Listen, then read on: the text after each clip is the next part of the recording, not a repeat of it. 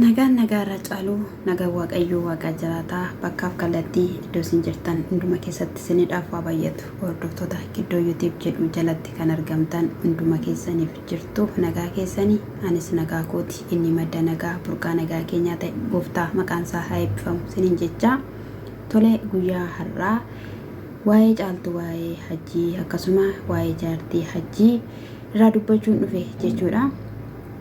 Innis maali yoo jettaniitu ta'e jaartiin hajii akka dhattee mucaa caaltuu argite mucaan caaltuu sillee rakkina keessa akka jirtu dubbattee jirti jechuudha. Beelahaa akkasuma pamparsii akka hin qabne ofirratti fincaa jirti minaamna jettee dubbachaa turte nagaddisiisteetti.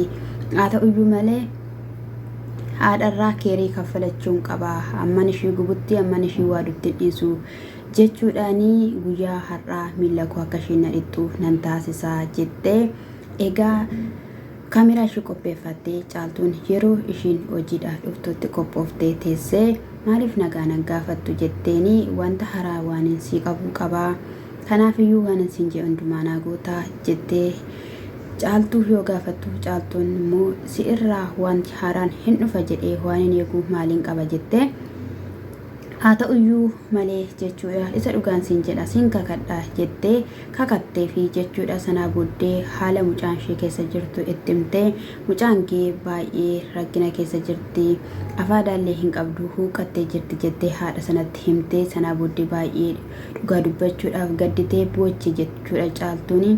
Garuu haa ta'uyyuu malee mucaa kee argachuu barbaadde guyyaa har'aa miila koo naa dhiqi jetteeni bishaan ho'isiitii soogidatti godhinaa fidi jetteen jechuudha. Sanaa booddee caaltuunis immoo bishaanitti ho'istee safaatti naqxee gara ishii geessitee na dhiqii miila koo gaafa jettuun miila sinni quhanii miila nama dhiquun cubbuudha jetteeni ishiinis immoo aramadana sila ta'e malee otoo na dhiqxee ishii rakkoo tokkoyyuu hin qabu jetteen jechuudha. Kanaafiyyuu mucaan kee akkasidha jettee itti himte jechuudha. Ani amman ishee gubutti dhiisu akkuma jettee mucaa fuudhee iddoo biraattis dabarsuu nan mala. Garuu dubartiin mucaa sana hedduus immoo qarshiidhuma hajii irraa dalaguudhaaf malee yaada mucaa sanaa qabaattee miti.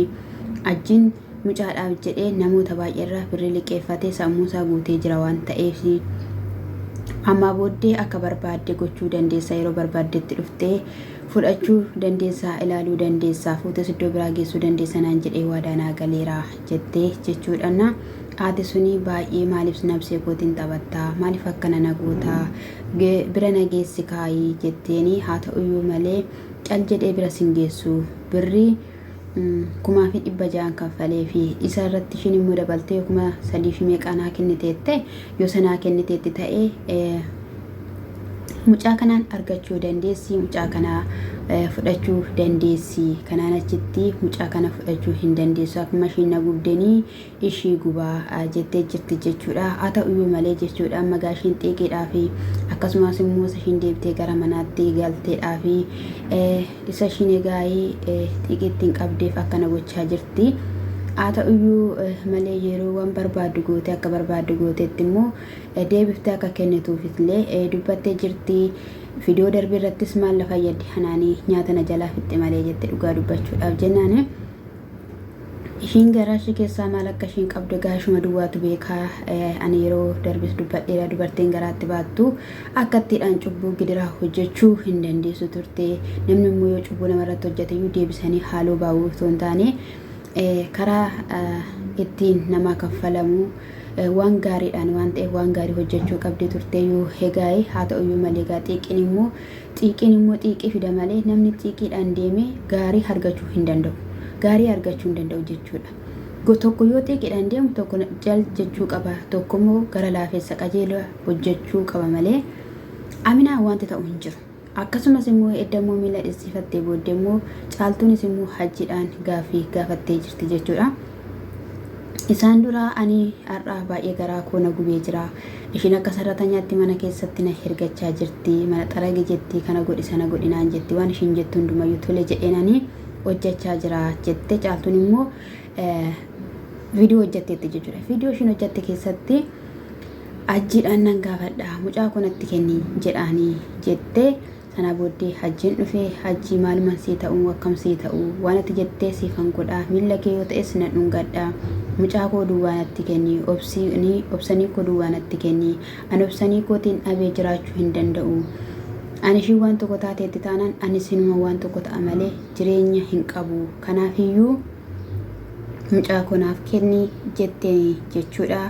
Innis immoo isaan kana dura jedhe yoo gooteedha jedheeni ishiinis rakkoo hin qabu paaspoortii yoo ta'es siifan kennaa ani yoon galillee galaanarra nan galaa kanaafiyyuu dhala koo duwwaa naaf kenni jettee dubbatte jechuudha. Yeroo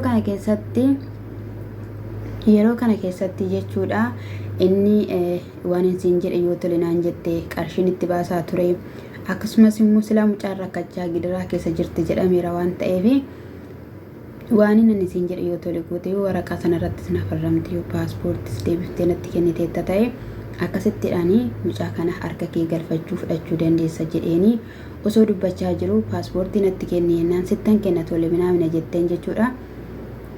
Paaspoortii sittan kennaa gaafa ishiin jettuun kenni hammumaa fidi hammuma jedheeni paaspoortiin immoo egaa ishii bira hin jiru waan ta'eef kottuu qe'adhaa aboontuudhaan dheetuu fudhannaachumaan darbinaa har'uma nageessi mucaa koo jaannaa agarsiisi yoo jettuunis illee ani qe'adhaa sabboontu hin naqu dhaqeetii deemitii fidii natti kenniiti sana booddeensi agarsiisaa minaamina jetteen jechuudha.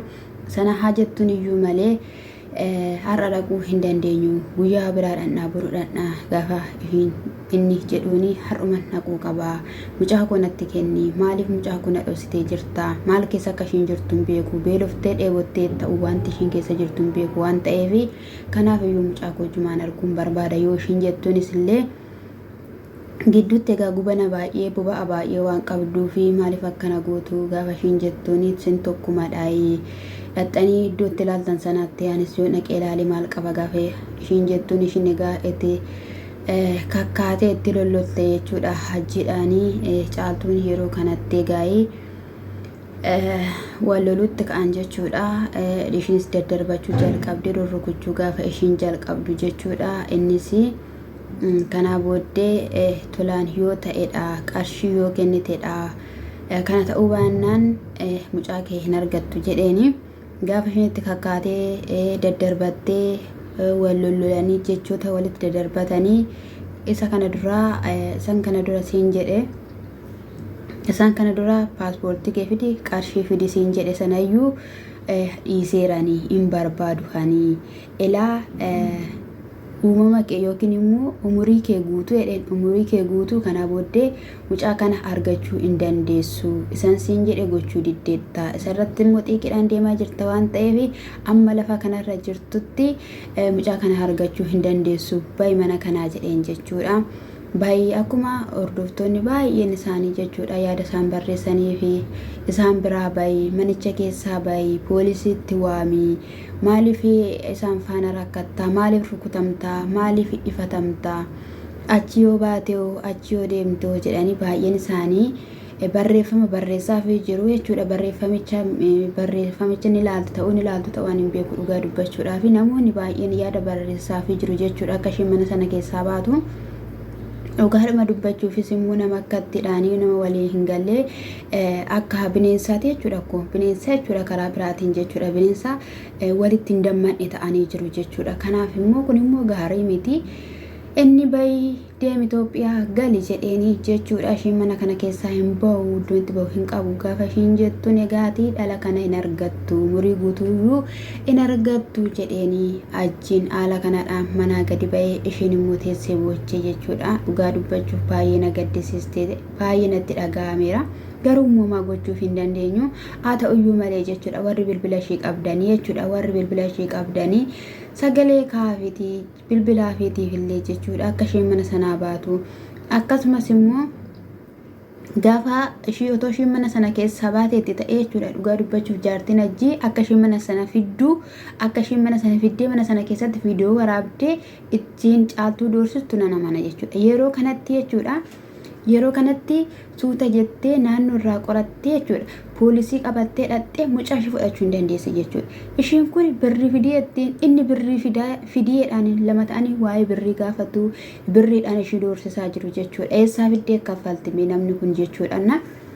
Eeshi jettee yookiin immoo birrii keessa amma isheen siin jette sana walitti qabattee jechuudha. Walitti qabattee saatii birrii sana liqeeffattee loo ta'eera ta'e birrii sana walitti qabattee poolisa kee qopheeffattee saatii kanaaf yeroo kana sittan kenna kootu jetteeni jechuudha. Birrii sana qabattee otoo dhaxxeetta ta'e yoo ati mucaa kanatti kenniteetta ta'e birrii kana sittin kenna jettee akkasittiin mucaa kee harka kee keessa galfachuu ni dandeessa. Yeroo kana ishiin qabamtee gara seeraatti iyyuu dhiyaachuu ni dandeessi. Haala kanaatu fayyadamtanii akka kootti gaariidha. Wanti nuti isin kaameeraa keessanii iyyitaniyyuu hin jiru. Kun caaltu siif furmaata miti. Dhugaa dubbachuudhaaf siif furmaata miti. Dhalli keessa akka isheen miidhamaa jirtu akkas jettee jechuudha. Xiqquma isheen irraan safeeffattu dhalli kee rakkachaa beelaa jirti. Carqiin irratti xuraa'ee jira. Maal ta'ee jira? Qebeexxessee ta'ee jira jettee haadha baqattee dhalte. Fuuldura ishee teessee isheen garaadhaa qabdi. Garaa keessa jirti dhalli. Atis dhaluudhaaf jirta maal ta'uudhaaf jirta gaafa isheen jettuun illee sanallee dhagahuu diddee dhala sana boochiftee gadi baafte. Haa ta'uyyuu malee na gaddisiiste jettumu jechuudha deebiftee jechuudha na gaddisiiste. Garuu ishiin irratti hojjetteefiyyuu irratti hojjechuun qaba jettee guggubaa wawwaadaa jirti jechuudha. Waaqayyo dhugaa waaqa jiraata galgala keenya abareechu galgala keenya. Ganamnumaa miti ganama yeroo qabdu ol kaattee gad kaattee akka barbaadde taata jechuudha. Yeroo tokko immoo jechuudha. Yeroo tokko immoo namoonni jechuudha. Amma fakkeenyaaf abba manaan koo nan jaalanne tokko abba manaa nan jaalanne tokko yookiin immoo haadha manaa dhiira tokko hin jaalanne yoon koo dhala argadheef yoon koo akkas ta'eeraaf ta'e na jaalachuu mala minaamina jedha jechuudha namni. Elaa jaalalli dura kan keessa nama sanaa siif hin jiraanne wayin keessa kee jaalalli nama sanaa kan hin jiraanne yoo ta'eera ta'e ati dhala fiddeedhaaf dhala godhatteedhaaf jaalalli kee waan jabaatu tokkollee hin qabu. Akkas ture kan caaltuu yeroo dura yoo deesseef okkoo osoo dhala godhatteef okkoo ajjiimmes jaalachuu danda'a. Seeratti deebi'uu danda'a. Hojiitti galuu danda'a. Maal ta'uu danda'a kan jedhanii deebisanii caaltuu harka ajjii galchanii kinoo har'a lubbuu lama taatee jechuudha. Lubbuu isa kaleessa lubbuu tokko rakkachaa jirtu immoo har'a immoo lubbuu lamaa ishiitiin rakkachaa jirti jechuudha. Kuni kanadha jechuudha. Eela warrum nutumti jechuudha. Nuti asirraa barnoota barachuu qabna jechuudha. Barnoota barachuu qabna jechuudha. Tokkoffaa dhiira nun jaalanne faana rakkachuu hin qabnu. Dirqama nuti dhiira ofii keenya ofii mataa keenya jaalanne sunnaa ta'uu qaba jennee wajjin rakkachuu hin qabnu shamarran. Anammayyuu kan isin jechuu danda'u dhiira ati jaalatteetti heerumuu jechuun ni ulfaata. Inni siif jaalala hin qabu akka ati jaalatte miti kaa. Shamarreen tokko umurii ishii yaaddi maalummaa shamarrummaa isheetii yaaddi irri wanti inni yaadu hin jiru. Kanaaf immoo ati ofii mataa kee irratti hojjechuu qabda jechuudha. Ofii mataa kee irratti hojjechuu qabda jechuudha. Bilbilaan bilbilanii osoo waa'ee hajii beekanu osoo maal jedhan bilbilanii biyya ishiirraa gara biyya kanaatti ishii deebisanii biyya ormaa keessatti haala kanadhaan tankaraattataa jirti jechuudha. Yeroo tokko yeroo yaadus jechuudha.